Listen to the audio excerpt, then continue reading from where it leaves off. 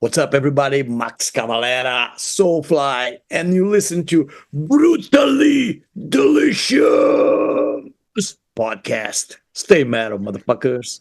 One, two, three, four. The Brutally Delicious Podcast. The Brutally Delicious Podcast. The Brutally Delicious Podcast. The Brutally Delicious Podcast. We got it. Max. Hello, Hey, how are you, my friend? Good to see you again. how you guys doing? Good. I'm Bruce. That's my partner, Grant. What's up, guys? I spoke with you on Give me the a Go moment, Ahead and Max. Die round. Yeah, Yeah. I remember you. I Yeah, remember. you were in a van, traveling somewhere. Yeah, Good I'm to at see- home now, a little cozier. Yeah, nice and easy. Anyway, thank you for joining us. I know you're busy, and I really appreciate your time. And I'm just gonna jump in real quick, and then I'm gonna let Grant take it over. But my biggest Okay. question is, how in the world do you keep up with all of these projects? Because good God, you've got 100 of them going. A lot of Red Bull. No, I'm just kidding. Man, I don't know. I love metal, man.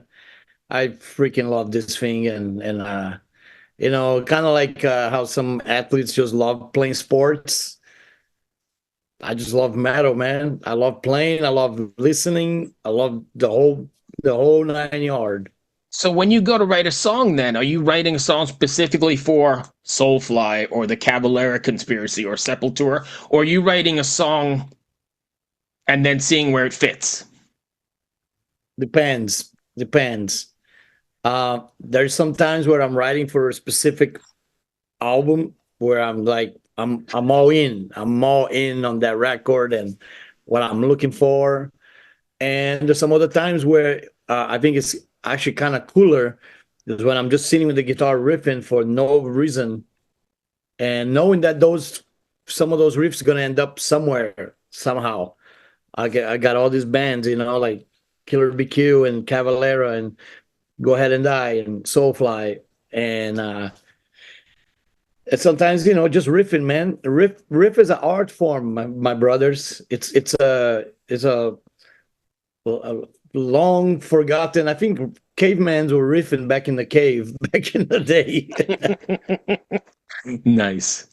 and Grant. it's a great art form, and riffing is great. I love riffs.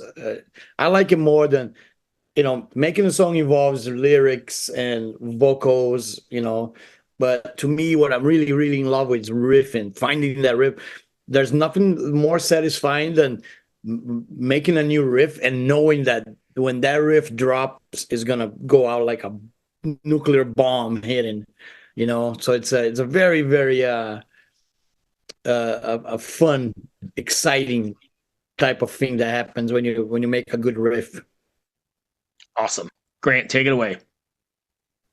Awesome. Max, thank you very much for joining me, mate. Apologies if I stutter because I am legitimately a massive, massive fan of your music. I have been since I was in my teens. It's an honor to be speaking to you, dude. It really, really is. Thank you. Where are you guys calling from? I'm in Richmond, Virginia, but he's in the UK, hence the reason we're doing this, because it's ahead of your European run there. Oh, okay. Wow. So it's got to be Yeah, like man, late for you in row, right? yeah, man. It's 11:30 at night here. You guys are playing Burning the Newcastle midnight Riverside. oil. Yes. I work nights, so this is kind of okay. All right. Yeah, Sounds cool. 2 weeks time you're playing in 4 weeks time you're playing in Newcastle, my hometown, and I absolutely can't wait to see you guys. Yeah. We're getting ready. I think we start practicing this week. Sharpening the knives, as they say. Good stuff. Sharpening the weapons, getting the weapons ready, and getting ready What we for want, man. go there and to see what we can do. But it's gonna be fun. Third Ward Trilogy is called. Yeah. So this is the works of the Third Ward era, Max Cavalera. So it's the albums that we were not happy with, the recordings, and we felt they needed a new paint job. They needed come back to life. They needed to be resuscitated. you know, and we did that with them. And I think, Morbid Vision, the best show devastation came out amazing. People reaction was out of this world. I couldn't be any happier. And they're gonna be pleased with Schizophrenia too, because it's another banger of an album that was really fun revisiting and making it better. Because that's what we try to do, is making those albums better. That's awesome. You've kind of already answered my first question there, because my first question here was going to be in relation to the re-recording of Morbid Visions and Bestial Devastation. It's almost like you've come full circle musically. You've gone very much back to the first things that you released. So I wanted to know what's next on the table for you now that you've kind of gone back and revisited the old stuff. Are you going to keep revisiting old stuff? Yeah, I mean the plan is to Schizophrenia comes out in June. We're gonna tour for that for a little bit. Um, but I'm heavily involved in the new Soulfly right now. Um, Also for next year, and I mean, Soulfly is just on a high right now. We just play Ohio and had just an amazing show.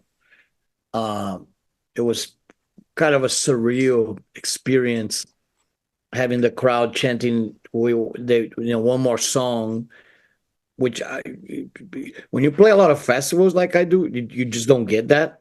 It's kind of like, it's like a buffet. They try the chicken, they want to try the beef, they want to move on to dessert. They're done with you. Give me the next band. But that wasn't the case. They really wanted more Soulfly. They wanted another song, and unfortunately time ran out and we couldn't play. But the feeling of ending the set on that high, of having the crowd wanting more, I think that's just going to be fuel for the next record that we're going to start writing. I'm probably going to be writing during the tour, so I'm going to probably be the cool thing about that is that I'll get inspired by the tour, by the fans, by the crowd. And so when I get back in the bus after a show with a guitar, I'm still gonna be high from the show, and I'll probably try to translate that into some kind of riffing that will hopefully translate from that and make the album even more exciting. If that, hopefully that'll be the case for that. But I'm looking for a Soulfly record for next year. And then besides that, just touring, a lot of touring. We live for tour. That's what we do, and gotta go where the fans are. Yeah, man. Yeah, man. Thanks for that, dude. On the topic of writing, that's where my next question comes in. One of my favorite tracks out of your entire back catalogue is Territory. It's been 30 years since you wrote Territory, and it is an amazing, scathing attack on the way the media manipulates people and profiteering from war and that kind of stuff. We're 30 years on from that now, and it seems very much like we're living in a world where propaganda and manipulation is worse than ever. Social media, Facebook, fucking Twitter, that kind of thing. Everybody's constantly giving people false information, to, as you put it, control their anger. What do you think of the state of the world in relation to the media and propaganda now that you are so far away from the song that almost, not preempted, you saw it coming, basically. Yeah, you foretold it. Yeah, it's quite a trip when you make songs like that, and years down the road, they are more relevant than when they were first written, and that's you can look at both ways as it's a crazy thing, but it's also like when people think of us metalheads not being intelligent, they don't know that we are actually, we know what we're talking about, man. We're not just talking out of our ass. we have opinions, we have, if we know information, we know of the world, and yeah, I love a song like Territory for many reasons. I think that it's a very well constructed song.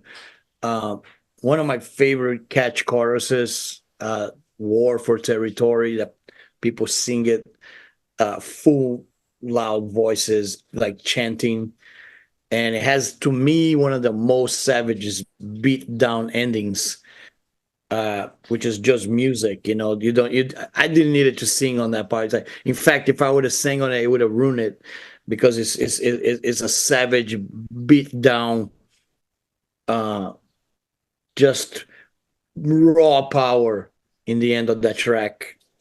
After the music rings out, we come back with the drums like a crescendo, and just like Yeah. it's like beating something down. Um, Yeah.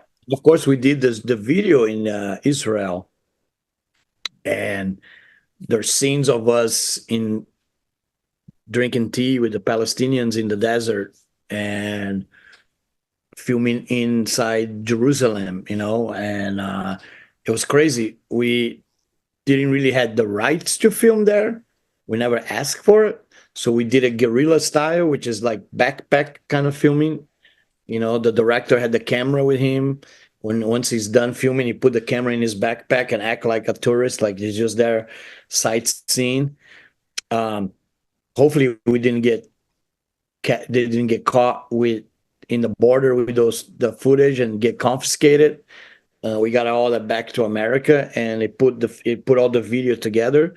But it was a trip. It was a crazy video. We had to wake up some of the scenes in the Dead Sea. We had to wake up at 3 in the morning to film them, because it was the sunrise.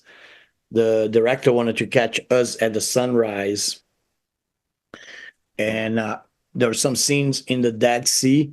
It's very salted. The water is very salted, and I remember I had some cuts like near my leg and my balls, and it was hurting. So when I'm screaming in the video, I'm really in pain. That's If you watch the video, you actually I laugh when I watch it now. For me it's funny, because I'm actually screaming out of pain, not pleasure. But it was Nice. a tremendous video, and it's crazy that Israel and Palestine is in that conflict right now, and yeah, so wild. Um, there's some songs that were kind of like that. I think if you go and look at even something like Biotech as Godzilla, you can think of it even like COVID maybe being some kind of biotech type uh, corporation, pharmaceutical uh, product, Frankenstein creation type thing. I don't know.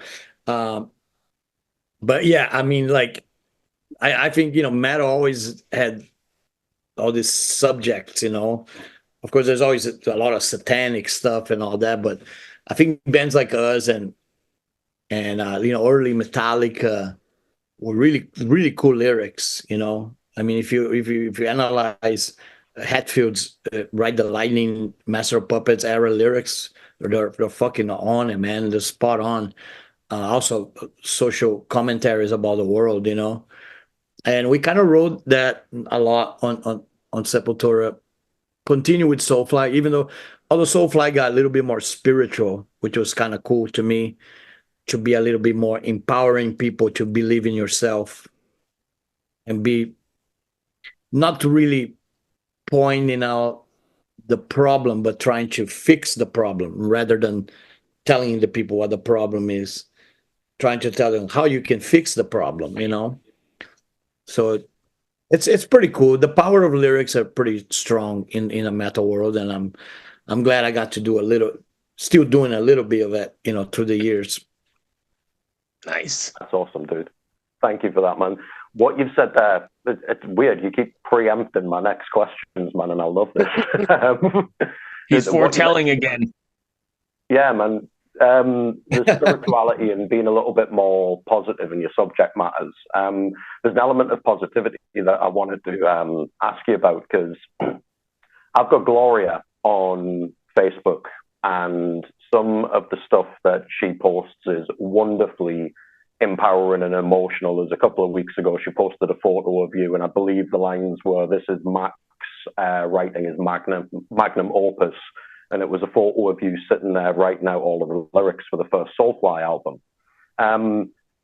I guess what I wanted to ask is, in rock music, in music in general, and in show business, relationships and the way that we bond with people is often very throwaway. People get involved in a relationship and then they disappear, and they get involved with a band and they disappear.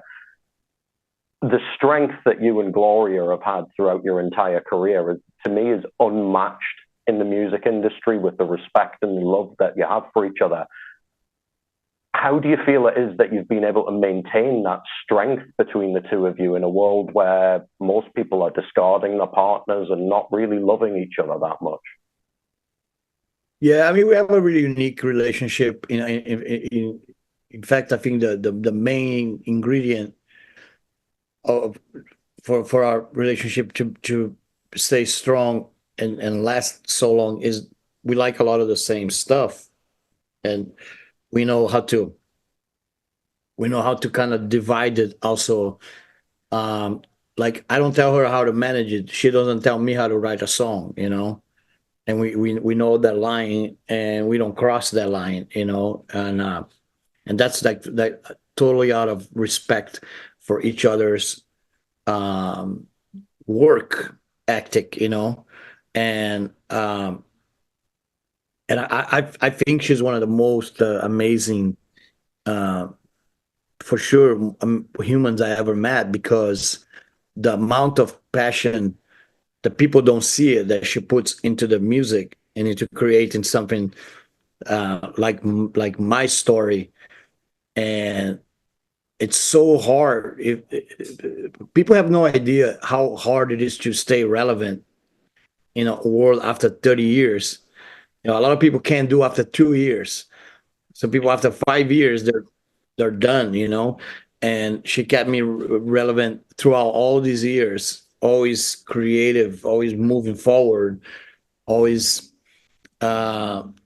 making great tours, making great ideas, having great album ideas. And then in our private life, we just kind of create our own little empire type thing now with the kids involved. Have Zion playing drums for Soulfly, have Igor, I do Go Ahead and Die with him, he plays bass for Cavalera, and some of the other kids like Richie sells t-shirts, and we have our grandkid now comes out and takes photos for us, and it's like a mini empire, but it's so cool because it's organic. It's not something that some big Hollywood guy put it together. Oh, I'm gonna make this metal family, and I'm gonna put all these people together, and they're gonna be a great, a cool metal family. And it's not like that. It's organic. It's born like that. It's years of blood, sweat, and tears in this music, working for this thing that we love, passionately working for every project. Doesn't matter how big or small they are. Soulfly is a bigger thing, but Go Ahead and Die gets as much attention because we just love to create. We love to do stuff, It's a unique thing. It's a unique relationship, and the mutual respect and love that we have for each other. I have to say that, if it wasn't for her, I wouldn't be here talking, because I would have definitely overdosed and would have been dead on a ditch somewhere on tour from the abuse of drugs and alcohol, I was a bit of a Tasmanian devil back in the day, and we just live and learn, man. But I'm glad I didn't go that route. I'm glad I stick around, and I get to enjoy my family and my kids and my life and my music and share that with the fans, instead of being another rock and roll tragedy story, you know. That's great, Max. Thank you for that. I've got one last question, mate. And again, you've kind of preempted it a little bit there when you talked about your self-destructive time and what have you. You mentioned at the beginning that it's late here. The reason that it's late here is because I work with people that are suicidal and people that have got really severe depression and that kind of thing. Mental health is something that is very, very close to my heart. And the world right now, especially with you being around as long as you have, and your fan base has aged with you, there's almost an epidemic in the world of people that are suffering from depression, that are feeling like they can't go on. And any fan of yours knows that there's been darkness in your own life. What would you say to the fans of your music that are perhaps sitting there facing darkness, they're facing depression, they're feeling like they can't go on, especially when a lot of us that feel negative emotions use music to lift us? Well, I think to me, it's one of the most amazing things about music is that this power that has to make you, when you're in such a vulnerable, desperate situation that you don't really think there's hope or there's a solution. Music is that one thing that's always been there for me. It's almost like I said it before, is becomes your weapon, becomes something to hold on to it. When everything else kind of fades away, you can count on music. And that to me, that's what was a bit confusing when I left Sepultura. I was worried that it was over, that I would not have a weapon anymore. When really I found out I was just beginning to, the darkest moment was creating Soulfly 1. That's probably why Gloria printed that picture. I was in a horrible place, man. Like, not quite suicidal, but really uninspired. Like, I didn't want to get out of bed. I just want to like be drugged out and drink and just be wasted. Like, I was wasting a life, And I think your true character comes more in this hour of suffering more than in the hour of success. I think in the hour of success is like, I don't know, it's easier to be happier with everything that's happening. And it's harder to find some kind of inspiration in the dark moment. And I think that's to me the real true meaning of an artist, is when he can find inspiration in a real dark time and create and make something powerful from that moment. That's some powerful shit. Yes, it is. And saying that is some powerful shit as well, mate. That's wonderful. Thank you. Thank you so much. So to close things out, because I know we're running up on time, you got 4 weeks until you're heading for the UK run, right? It's going to take you right through the summer. You playing the festivals as well? Yeah, we're doing a couple of grass pop, and I'm not sure which ones yet, but doing some headlines in the UK, in Glasgow and Ireland and Leicester. We're playing Leicester, which I'm really excited. Also Newcastle, being a big Venom fan. Maybe we even can pull out a Venom cover song that night. That would have been cool. I used to be in a band with Venom's drummer, man. I could probably pull that off for you. There you go. I mean, like, that's awesome, man. And yeah, there's a couple festivals. I'm not sure which ones. Where I haven't really looked at the whole itinerary. Yeah, I kind of like to be surprised. I'm kind of like I'm like I like to be on tour and ask the night before somebody, like, where are we gonna be tomorrow? And then they'll tell me, oh, tomorrow you're playing this big festival, rather than be prepared for weeks and wait. I like to be kind of surprised. Oh shit, that's tomorrow. In fact, it was so funny. Soulfly just played Daytona. We did Rockville. Right. I had no idea I was going to Daytona, to the racetrack, None. When I got there, I was like, whoa, this is crazy. It's where Dale Earnhardt died, you know. It's wow, what a place. And we're doing a concert there. You know, it was like it's more fun when you get surprised. I don't know. It's more exciting, like when you don't prepare yourself too much for it, you know. And by doing that, I think I'm less nervous because sometimes you can let the nerves take over you, and you get too nervous and too much anxiety. By doing that, I think I don't have any anxiety because I don't know where I'm gonna be tomorrow. Fair enough.